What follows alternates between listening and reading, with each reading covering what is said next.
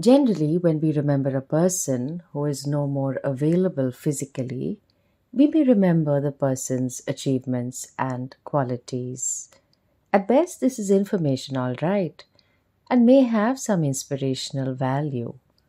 But remembering Adi Shankaracharya and his key contributions is different.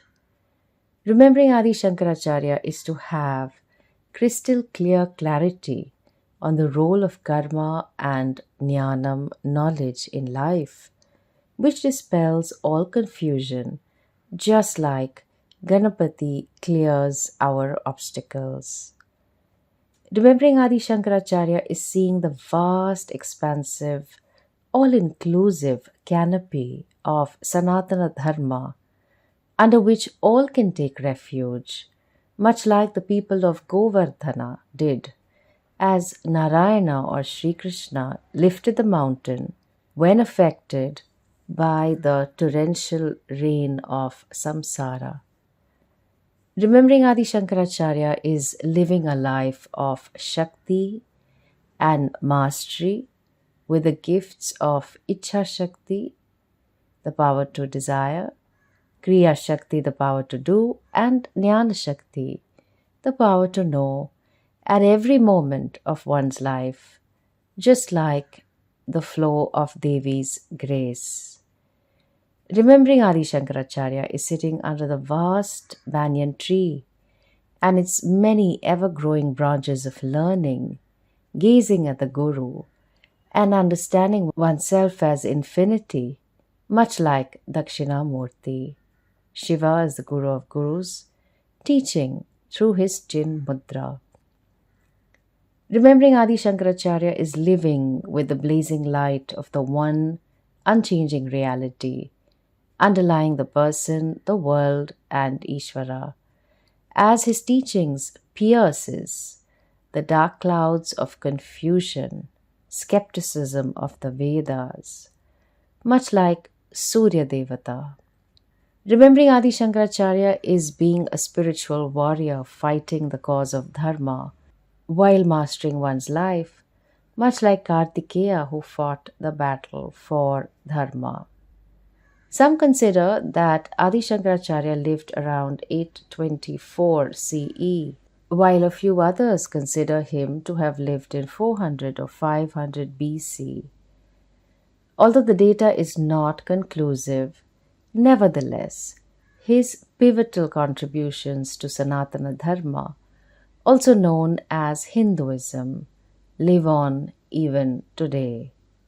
Here are 10 of his key contributions. 1. Consolidated the living teaching tradition of Advaita Vedanta. Then, Adi Shankaracharya synthesized and systematized the teachings of the Upanishads, Bhagavad Gita, and Brahma Sutras into Prasthanatrayi, which became the foundation of Vedanta. Given that Hinduism does not have the single most sacred book, but rather a library of books of teachings from the oral tradition, it was easy to get lost in the labyrinth of so many sampradayas, teaching institutions, and many profound texts. The Upanishads are a section of the Shrutis or Vedas. The Bhagavad Gita is a part of Mahabharata, which is both Smriti and Itihasa, while the Brahma Sutras are an analytical work written by Bhagwan Vedavyasa. Adi Shankaracharya wrote extensive bhashyas, commentaries on the principal Upanishads, Bhagavad Gita, and Brahma Sutras, capturing the teaching tradition, which helped establish these texts as the foundational scriptures of Hinduism and also Vedanta. By connecting the dots, he showed us how the teaching tradition emphasized the non-dual nature of reality. And now we get to witness the central role these texts play in Vedanta and the larger canvas of spirituality, with Shankara's commentaries still widely studied and revered by us. Now, we get to see the widespread acceptance and study of Advaita Vedanta in India and around the world, with numerous scholars, teachers, and practitioners continuing to do the sadhana through which his words light up our minds. What was earlier referred to as Vedanta came to be known as Advaita Vedanta to distinguish it from the opposing schools of thought that came up a few hundred years later, such as Vishishtadvaita, Dvaita, etc. 2. He taught that jnanam, knowledge, equals moksha. For the majority of people who believed that the purpose of life is only going to a place called Svarga after death, Adi Shankaracharya showed us that moksha is possible while living. One need not wait to die to be liberated, but it was one's own nature here and now. Siddhis, extraordinary accomplishments with one's body and mind, and supernatural powers or any spiritual experiences, touted as moksha by Tantra and Yoga and other darshanas, were at best limited as they were temporary. Then, with Shruti, the internal Vedas, Yukti, logic and reason, and Anubhava, clear recognition, he showed how siddhis and spiritual experiences like samadhi collapse at the altar of moksha. Now, Jnana Yoga is a major path in Hinduism which includes Karma Yoga and Bhakti. Now, there are many seekers pursuing knowledge for moksha. Then and now in the teaching, there was no room for blind belief, but only understanding. 3. Debated to establish the undisputed position of Vedanta. Then, Adi Shankaracharya traveled throughout India on foot and bullock cart through extremes of weather, proactively engaging in philosophical debates with different systems of thought widely different from Vedanta, reflecting how knowledge transmitted through a dialogue between a guru and a shishya in the Upanishads. A hallmark of his bhashya commentaries were intense dialogues and sometimes debates between Purva Paksha and Siddhanta. Purva Paksha is the opposing view to Vedanta. For example, God is in the form of energy, while Siddhanta would say that God cannot be reduced to either matter or energy, as these are interchangeable and Brahman is unchanging. Although the arguments of the Purva Pakshi, the opposing people, were like strawman arguments, he studied it so well and presented their own system to them, highlighting their inherent limitations and hence ineffectiveness. What is important is that he did this with an attitude of mutual respect, without name-calling or downright dismissal. His purpose was only to establish the undisputed position of Vedanta. Never afraid for a discussion or debate, he invited debates and responded to calls for debates. Thereby, he countered the influence of Mimamsa, which promoted the view that karma leads to moksha. He countered the influence of Buddhism and Jainism, which do not believe in God and were both Nastika darshanas, as he did not consider the Vedas as a means of knowledge. Even now, we get to benefit from the vibrant tradition of Vedantic study and debates that continue in groups, small and big, in many parts of India and the world. There are formally organized Vakyartha Sadas, debates in Sanskrit that are organized in mathas. Now we could benefit more by learning the ethics of proper debating and not allowing a debate to be degraded into a mud-slinging match. 4. Reconciled seemingly contradictory teachings. Adi Shankaracharya harmonized the apparent contradictions between the Upanishads, Bhagavad Gita, and Puranas by interpreting them in the light of Advaita Vedanta. Some of these were the nature of the self and Brahman. Some Upanishads describe the self as distinct from Brahman, while others assert their unity. Adi Shankaracharya showed that these mantras really mean that the individual self, Jivatma, is ultimately identical with Paramatma, that is Brahman, and the apparent distinction is only due to ignorance, avidya. The role of action, karma, and knowledge, jnanam. The Bhagavad Gita emphasizes the importance of karma yoga and jnana yoga in attaining liberation. While some emphasized the role of karma, Adi Shankaracharya reconciled the seemingly equal importance given to action and knowledge by explaining that action, when performed as an offering to Bhagwan and gracious acceptance with reference to the results, purifies the mind and prepares it for self-knowledge. The worship of Saguna and Nirguna Brahman. The Puranas and some Upanishads describe the divine in many forms, while the Upanishads emphasize the formless, attributeless nature of Brahman.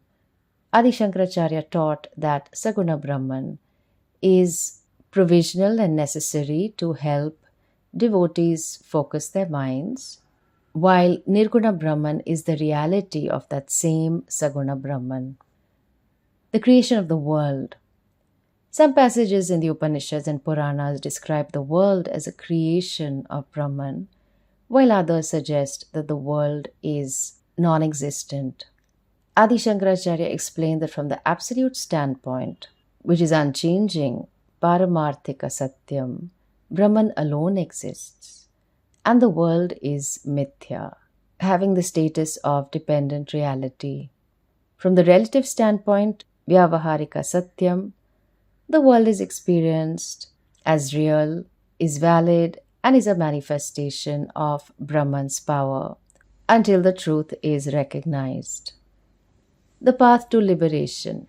Various texts prescribe different methods for attaining liberation, such as devotion, bhakti, meditation, dhyanam, and rituals, yajna. Adi Shankaracharya reconciled all these teachings, saying that all these methods can be helpful in purifying the mind and preparing it for self-knowledge, but ultimately, it is the realization of one's true nature as Brahman that leads to liberation. Even now, we get to bask in and appreciate the brilliant clarity of his timeless teachings and can reconcile any apparent contradiction, including from science. 5. Composed numerous works. Adi Shankaracharya wrote many original works, including the Viveka Chudamani, Atma Bodha, and Upadesha Sahasri, which teach Advaita Vedanta in a clear and lucid manner. Even now, after more than 1,000 years, we get to study these texts, which continue to be widely read, translated, and commented upon by scholars and spiritual seekers alike. 6. Promoted the worship of Saguna Brahman and composed powerful stotrams. While emphasizing the ultimate reality of Nirguna Brahman, Adi Shankaracharya also promoted the worship of Saguna Brahman, the divine with form, through devotion to different deities. Numerous stotrams, soaked in loving devotion and surrender, have been composed. From Ganesha Pancharatnam to Ganga Stotram to Nirvana Shatkam to Shivamanasa Puja to Sharada Bhujangam to Subramanya Bhujangam, these stotrams and many, many more are not only powerful in ensuring punya for us, but also prompt one to think about the meaning. Almost all of the stotrams have words describing the glory of the particular deity and the Swarupa, the unchanging nature of the deity.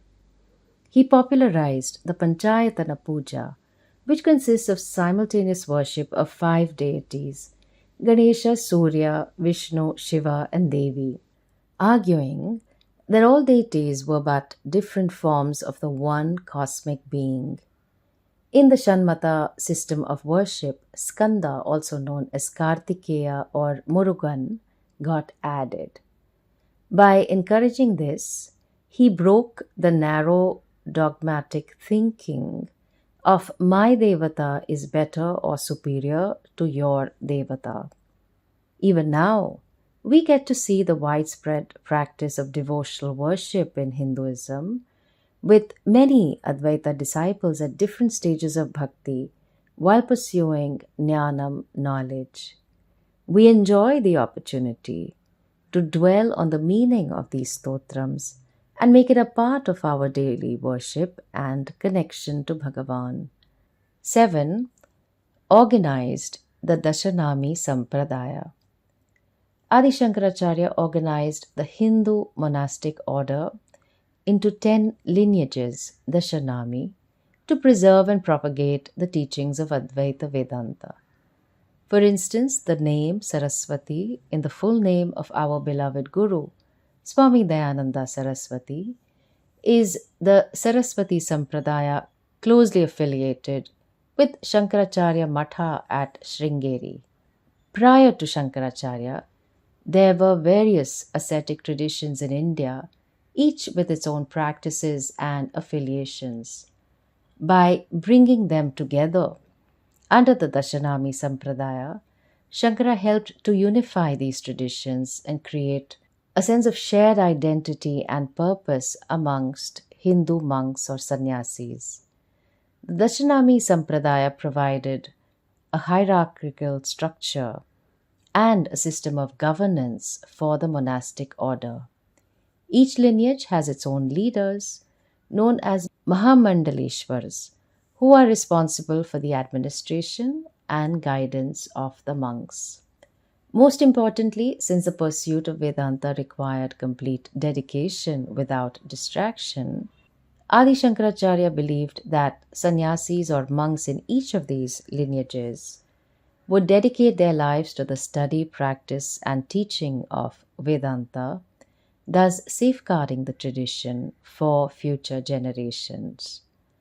Although the Hindu culture recognizes dhanam, giving as a duty to be done by householders, and particularly bhiksha, food, and dakshina, forms of wealth to be given to monks, still, the Dashanami Sampradaya offered a support system for sannyasis, ensuring that their basic needs were met.